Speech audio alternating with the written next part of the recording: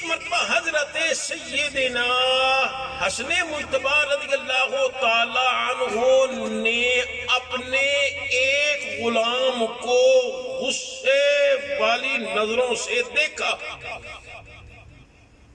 تو اس نے قرآن مجید کا حساب پڑھ دیا وَالْقَاظِمِينَ الْغَيْظَ۔ اللہ کے بندوں کی شان یہ ہے کہ وہ غصے کو پی جاتے ہیں، تو آپ نے فرمایا قَظَمْتُ غَيْظِي، تو نے قرآن مجید پڑھا ہے تو اس کی وجہ سے میں نے اپنا غصہ پی لیا ہے۔ اب وہ بولا، کہنے لگا جناب آگے بھی کچھ اور ہے، وَالْقَاظِمِينَ الْغَيْظَ وَالْعَافِينَ عَنِ النَّاسِ، اللہ کے پیارے یہ غصہ بھی پی جاتے ہیں، لوگوں کو معاف بھی کر دیتے ہیں۔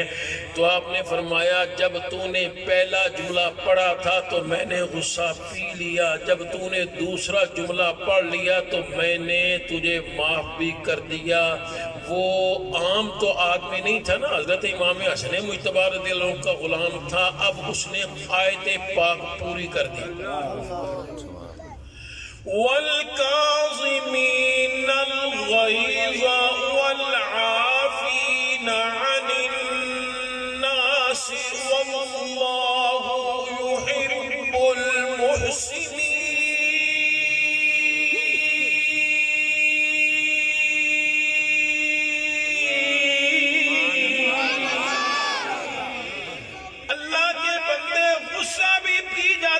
لوگوں کو معاف بھی کر دیتے ہیں اور اللہ تعالیٰ احسان کرنے والوں کو پسند فرماتا ہے۔